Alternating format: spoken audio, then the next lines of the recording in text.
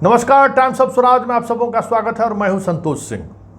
और इस वक्त की एक बड़ी खबर आ रही है। मुजफ्फरपुर शाही हत्याकांड का मुख्य आरोपी मंटू शर्मा और गोविंदा को एसटीएफ बिहार ने तेलंगाना से गिरफ्तार किया है और कहा यह जा रहा है कि ये अंडमान निकोबार की तरफ भाग रहे थे, जिस दौरान पुलिस ने इसकी गिरफ्तारी की है। और ये गिरफ्तारी ऐसे समय में हुई है जब लगातार बिहार पुलिस की आलोचना हो रही थी और जिस तरीके से हत्या हुई थी वो उस हत्या को लेकर ये चर्चा सरेआम था कि आखिरकार इस सुशासन और कानून के राज का दावा करने वाले नीतीश कुमार के राज में ये क्या हो रहा है। वैसे मुजफ्फरपुर कभी कंट्रोल नहीं रहा, हमेशा अनकंट्रोल रहा। और अब देखना ये है कि भट्टी का जो साख दाव पर लगा हुआ है, क्या वो साख वापस लौटता है? क्योंकि मंटू शर्मा की गिरफ्तारी पहले भी हुई थी और मेयर की घटना में जिस तरीके से गोविंदा की गिरफ्तारी हुई, शूट आउट करते हुए सीसीटीवी फुटेज भी मिला, लेकिन कोई कार्रवाई नहीं हुई। जल्द ही उसे बेल मिल गया। मंटू शर्मा को भी चंद महीने में ही बेल मिल गया। केस अब सीआईडी को पटना ट्रांसफ़र हो गया है। पटना सीआईडी उसकी जांच कर रही है। दलजीत सिंह जो डीआईजी हैं वो उस मामले को देख रहे हैं। मतलब भट्टी खुद इंटरेस्ट ले रहे हैं इस केस को लेकर। और वाकई में अगर वो इंटरेस्ट ले रहे हैं तो ये तय मानिए तब तो जो मुजफ्फरपुर में बरसों बरस से पुलिस अधिकारी, नेता और अपराधियों के बीच का जो नेक्सस रहा है, वो नेक्सस इस बार टूट जाए तो कोई बड़ी बात नहीं होगी। क्योंकि भट्टी के ईगो पर हम लोगों ने बहुत कस के हमला बोला है। कई बार हम लोगों ने ये खबर चलाई कि भट्टी को लोग मुजफ्फरपुर के सिटी एसपी के रूप में ही पूरे प्रदेश में पहचान बनी थी और आज वो डीजीपी हैं, तो उस पहचान में एक बड़ी भूमिका है मुजफ्फरपुर की भी। और मुजफ्फरपुर में उनके डीजीपी रहते हुए जिस तरीके की घटनाएं घटती आ रही है, लगातार घटनाएं हो रही हैं, उस घटना से कम डीजीपी भट्टी के चेहरे पर दागदार तो जरूर हुआ था कि भाई सरकार के आपको बुला के नहीं बुलाया था, आपने लॉबिंग भी की थी डीजीपी बनने के लिए। ये अलग बात है कि सरकार चाह रही थी कि एक ऐसे स्वच्छ छवि वाले व्यक्ति को हम डीजीपी बनाएं जिसका प्रभाव अपराधियों पर भी पड़े और लोगों के मन में एक बार फिर से कानून का राज स्थापित होने का भाव पैदा ले। हालांकि अभी तक तो ऐसा दिखा नहीं है। चलिए, मुजफ्फरपुर के बहाने ही सही ये देखने को मिलेगा, लेकिन बहुत सारी चीज़ें हैं अभी देखने को। अभी मुजफ्फरपुर में बहुत कुछ देखना बाकी है, क्योंकि जिस तरीके से 17 थाना अध्यक्षों को बदला गया है, ये वही थाना अध्यक्ष हैं जो जयकांत के लिए सर पर कफन बांध के अपराधियों के पीछे पड़े हुए थे। और आज मुजफ्फरपुर में थोड़ी बहुत शांति भी है, तो वो जयकांत के उस ऑपरेशन की वजह से शांति है। हालांकि जयकांत और आईजी के बीच पटता नहीं था और आईजी उसके खिलाफ पुलिस मुख्यालय में भी लिखे हुए हैं। उसमें इन्हीं कई ऐसे अधिकारी हैं जिसकी पोस्टिंग उन्होंने की थी जयकांत ने, जिसको लेकर विवाद हुआ था। वैसे जयकांत ने मुजफ्फरपुर में पुलिसिंग क्या होता है इसकी पहचान वो स्थापित करके गया है। अब देखना यह है कि मंटू शर्मा की गिरफ्तारी के बाद जो नेक्सस है मुजफ्फरपुर में पुलिस अधिकारी, नेता और अपराधियों का, वो टूटता है कि नहीं। क्योंकि हर किसी की नज़र उसी पर है कि भट्टी सिर्फ गिरफ्तार करके, एसटीएफ इससे पहले भी गिरफ्तारी किया है। और ऐसा नहीं है कि सिर्फ भट्टी के शासनकाल में ही मंटू शर्मा की गिरफ्तारी हुई है या गोविंदा की गिरफ्तारी हुई है। गोविंदा की गिरफ्तारी, मंटू शर्मा की भी गिरफ्तारी मन्नू महाराज के समय में भी हुआ था, जयकांत ने भी गिरफ्तार करके लाया था। लेकिन बाकी जो नेक्सस है, कोर्ट से लेके, जुडिशियरी से लेके, पॉलिटिशियन के यहाँ जो उसका अपना नेक्सस है, उस नेक्सस को जयकांत तोड़ने में कामयाब नहीं हो पाया था, इसलिए जल्द दोनों बाहर आ गया। ये अलग बात है। लेकिन देखना ये होगा कि उस केस को इन्होंने पटना ले आया है और अब पटना में सीआईडी इस मामले की जांच कर रही है, तो वो नेक्सस टूटेगा क्या? गिरफ्तारी बड़ी खबर नहीं है। बड़ी खबर ये होगी कि उस नेक्सस पर भट्टी कितने जोरदार तरीके से हमला बोलता है, क्योंकि कई प्रभावशाली लोग मुजफ्फरपुर से जुड़े हुए हैं और वो मुजफ्फरपुर के सहारे राजनीति करते हैं। वैसे अमूमन सरकार का हस्तक्षेप इस सरकार में उस स्तर पर नहीं होता है। अगर पुलिस चाह ले तो बहुत मुश्किल, और डीजीपी जब चाहे तो फिर अलग बात है। नीचे स्तर पर जो हो जाए, लेकिन इस कार्रवाई का असर अब देखना ये होगा।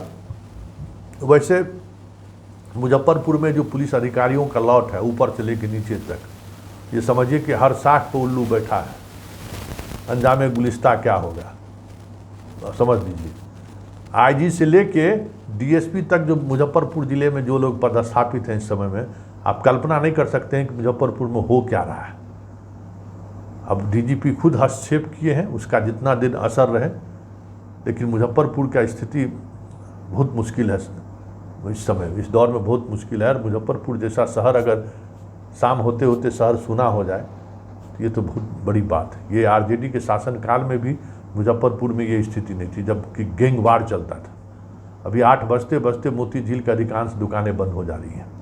चलिए ठीक है, देखना है ये कि अब इस सिंडिकेट को लेकर भट्टी का क्या ऑपरेशन होता है। सबकी नज़र अब भट्टी के एक्शन पर निर्भर करता है। गिरफ्तारी हुई है, अब किस तरीके से वो एक्शन लेते हैं, क्योंकि जो कुछ भी हो रहा है मुजफ्फरपुर में वो वही सिंडिकेट है जो पिछले 10-15 वर्षों से मुजफ्फरपुर को अशांत किए हुए, चाहे वो नवरूना की घटना हो, चाहे मेयर की घटना हो, चाहे शाही की घटना हो। ये सारी घटना उसी नेक्सस का एक कह सकते हैं कि नतीजा है, जो नेक्सस मुजफ्फरपुर के ज़मीन माफियाओं के साथ मिलकर बड़ा सिंडिकेट खड़ा कर दिया, करोड़ों करोड़ का सिंडिकेट खड़ा कर दिया है। सारे बंगालियों को मुजफ्फरपुर से छोड़ने को मजबूर कर दिया है इन लोगों ने।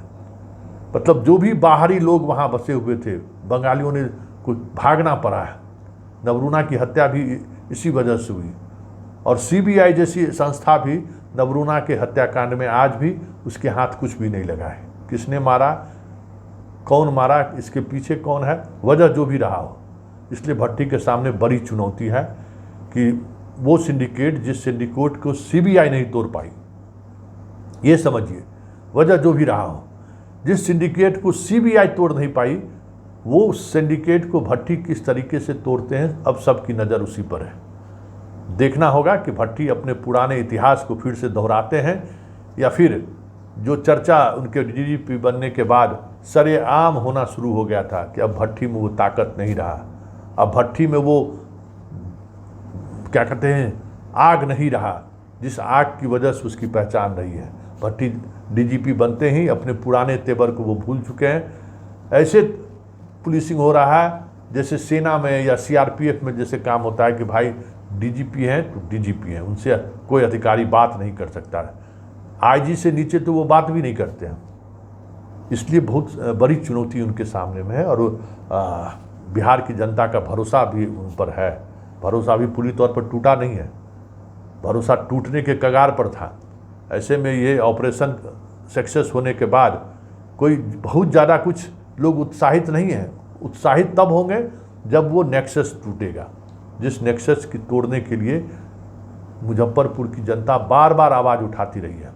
चाहे मेयर के परिवार की बात हो, नवरूना के परिवार वालों की बात हो, या फिर शाही की बात हो। जब कभी भी मुजफ्फरपुर में हाई प्रोफाइल हत्या हुई है, उस नेक्सस की चर्चा जरूर हुई है, उस नेक्सस पर आरोप जरूर लगा है, लेकिन कभी भी अनुसंधान के दौरान उस नेक्सस पर तो हाथ डालना दूर, नज़र तक नहीं उठा पाए हैं, चाहे सीबीआई हो, चाहे मुजफ्फरपुर की पुलिस हो। ये सब कुछ अब भट्टी पर निर्भर करता है कि भट्टी किस तरीके से, क्योंकि सीआईडी जांच कर रही है। और दलजीत सिंह, हम एक चीज़ बता दें कि दलजीत सिंह बहुत ही ईमानदार ऑफिसर है। अभी सीधे तौर पर सीबीआई से जस्ट आए ही हैं। समस्तीपुर एसपी में के रूप में उनका कामकाज हमने देखा है। हालांकि फील्ड वर्क में वो बहुत ही कमज़ोर है, फील्ड वर्क उनसे उस तरीके से नहीं होता है, लेकिन अनुसंधान के मामले में देखना होगा कि क्या वो कर पाते हैं, क्योंकि समस्तीपुर में बहुत मुश्किल हो गया था उनको चीज़ों को संभालना। समस्तीपुर में एक अलग तरीके का क्राइम भी था, उस क्राइम से वो अपने आप को जोड़ नहीं पाए कि कैसे उसको उस क्राइम को हम नेक्सस को तोड़ें। समस्तीपुर में एक अलग तरह का क्राइम का नेटवर्क था, लेकिन मुख्यालय में रहते हुए कई नए डीएसपी को इस काम में लगाया गया है। हमें लगता है कि कुछ नई बातें सामने ज़रूर आएंगी, लेकिन एसटीएफ ने एक बार फिर से, बिहार एसटीएफ ने एक बार फिर से प्रूव कर दिया कि एसटीएफ की उपयोगिता को लेकर भले ही सवाल खड़े किए जाए, लेकिन आज भी एसटीएफ को जो टास्क मिलता है उस टास्क पर 72 घंटे के अंदर रिस्पॉन्स करना शुरू कर देता है। और ये मंटू शर्मा और गोविंदा की गिरफ्तारी बहुत बड़ा अचीवमेंट है एसटीएफ के लिए।